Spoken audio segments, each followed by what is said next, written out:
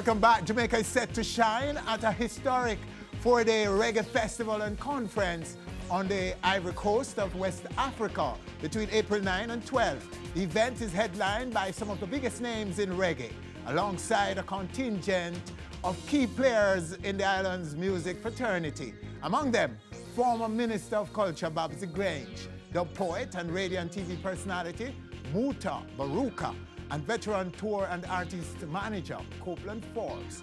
Right now, right here on our stage, to talk to us about this exciting festival and conference in Africa. Former Minister, welcome. Gentlemen, welcome. Take it away from me, Ms. Grange, and tell me, why is Jamaica so prominent in this inaugural festival and conference on the Ivory Coast? Well, first thing I must say to you is it's like we're going home. Oh. We're taking reggae to its roots. And the minister who is part of the government in the Ivory Coast, Minister Musa Dosso, came to Jamaica, and he is passionate about the music. Okay. And it was his concept. He says there are major reggae festivals in Europe and in North America. There is no major reggae festival on the continent of Africa, and I want to make it happen. Okay, so this is actually the first, Mr. Very Forbes? first. Yes. It's something I've always been looking forward to, you know. So when Miss Grace came up with it last year and she mentioned it to me, I said, yes, this is something that we should take charge and spear the forefront. And when I heard the caliber of artists that were in mind, especially Alpha Blondy, whom we have worked with, you remember, in South America, you know, with the I3s, you know, everything came back to me as something that I think we should take charge of. So how long has it been in the making? About a year. The minister visited Jamaica, and on that occasion, I introduced him to Muta, to Copeland, Jimmy Cliff. He met with Chris Blackwell. And in fact, his only disappointment when he came to Jamaica was that I was not able to take him to a club that played live reggae music. And the club that he did go to was not playing recorded reggae music. And he was so disappointed. He said, I come to the home of reggae, and I go out to a club, and I'm not exposed to reggae, and I'm so disappointed. Okay. And to me, that was an embarrassment. But that's another story in itself. But the event, 4 nights. Yes. The opening night will be headed by Alpha Blondy, who is Ivorian, and they're very proud of him. The second night, Third World. The third night, Kimani Mali and the I3s, Judy Mort and Marcia Griffiths of the I3s, and Chima Beth will be there with them. Okay. And the final night, Morgan Heritage. Now, in addition to having the festival, during the day, there will be a reggae conference. And it will deal with reggae and related matters. So you have Dr. Julius Garvey, who will be attending, and Jalan Anaya from Jamaica, and a number of other. In fact, what's interesting, they have found Jamaicans who live in Africa, across Africa, who are also going to be participating in the conference. And they're bringing reggae artists, African reggae artists, from across the continent of Africa. That's right. To the Ivory Coast, or to Cote d'Ivoire, Jamaicans have. Muta, do you see it as taking the music to its roots? Yeah, but I want to tell you something which Babs never mentioned, that 2 years ago when they came, they actually told us that they were going to start a radio station. And they actually went back and started a radio station named Zion FM. Zion FM, yeah. So that was really something else too, that they actually twinning the radio station with the festival. And it's now, part of my thing is to also connect IRFM with the radio station and broadcast the program while I'm there. I have 2 radio programs. We are trying to broadcast the 2 radio programs from there, which is the first though, that a radio station is going to actually twin the next radio station in Africa to broadcast a Jamaican program outside of Jamaica. Okay, so your mission is... well, I'm going to perform too. I will be performing live. The conference. Okay, so Jamaicans will be getting you will be here. We're hoping that the Cutting Edge and the Stepping Razor will be broadcast from Cote d'Ivoire. Wow. Yes. Wow. Cool plan. So Kopi. We shouldn't leave out the reunited 809 band. Will be the accompanying band working with the musicians, them, you know. Okay. They're right now in rehearsals like crazy, and they're really, really up there. Mikey Fletcher, Nambo, everybody. So wouldn't this be, in your view, a test of how big reggae is on the continent? Well, you know, I have been to Africa so many times, you know, and I've seen it, you know what I mean? It's just that in the last couple of years, there has been a little gap there. But I can tell you, the dancehall artists, them, is making a big name for themselves over in Africa, which I'm happy for, because at one point it was the quote-unquote culture artists alone who would be heading there, you know. I mean, I took TOK there and I thought I was traveling with the Jackson 5s, you know, when moving with them, 15 security to keep thousands of people away. So it's a great expectation for me, and I'm really happy and glad to be a part of this inauguration, and I know that it's something that's going to continue. So this may spawn more festivals. Yes, in definitely, Africa. for sure. In fact, Reggae it's the festivals. inaugural. It's the inaugural festival, because the intention is to have it annually. Maybe initially it will be every other year, but the intention is to make it an annual event. And I think it's an opportunity that is going to have far-reaching impact, and it is very historic. What are some of the key objectives of the conference?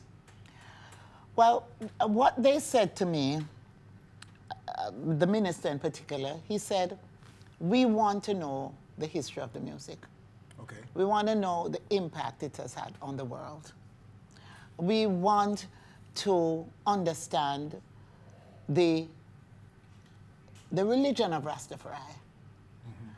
We want to be a part of that experience because we feel connected and we know we are connected. They want to strengthen the ties. They want to help the music to grow.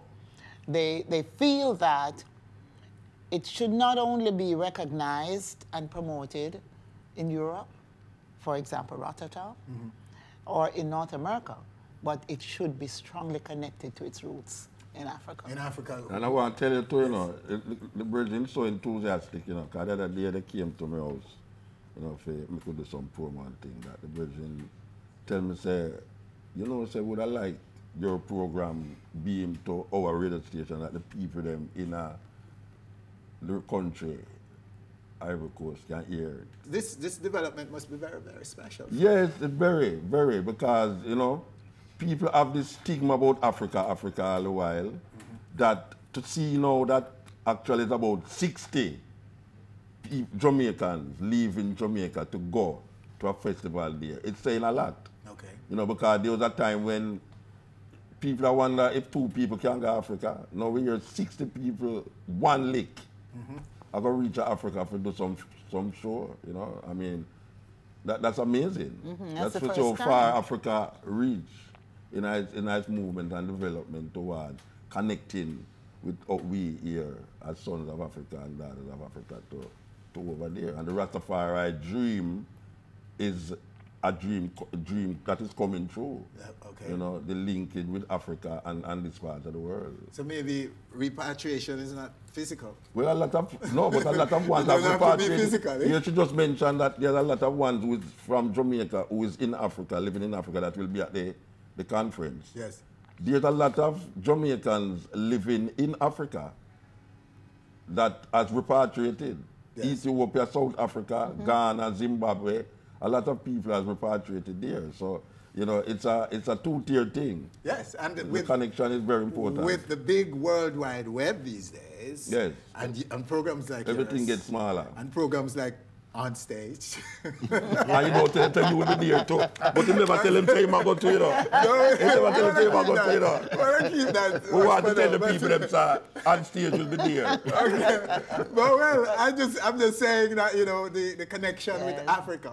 Yeah. The repatriation is actually in effect right now with the internet, because we're now connecting with course. Africans. I'm seeing more online, lots of stuff coming out of Africa. Of course. Stories and beautiful things that are happening in Africa. The two that we didn't know. The 2 main tourist destinations in the world is in Africa. Yeah. Marrakesh in Morocco and Cape Town in South Africa. So it's not a simple thing, you know. And you know what is so ironic about this is that Alpha Blondy, who is actually from there. He was inspired by Burning Spear when he was going to college, you know, and he heard Burning Spear concert and he sat there, and that's what took the transition from being a college man to a musician. And one of them first big albums was actually recorded at Tough Gang with the Wailers. Yeah. Okay. But you know, Winford, if I could just quickly say that the enthusiasm is great and the contingent is large. It's historic that such a large group going. What I also personally found interesting was that every member of the contingent was willing to go and get the necessary inoculations done to make sure everybody was well prepared for it. Some people are a little afraid of the needle, but yes, they, I see they some were people able crying to, when they were getting but stuff. they were able to deal with it.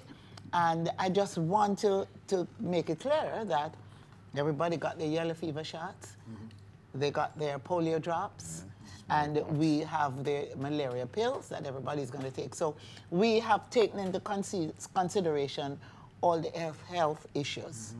And of course, Cote d'Ivoire, they have their borders well secure.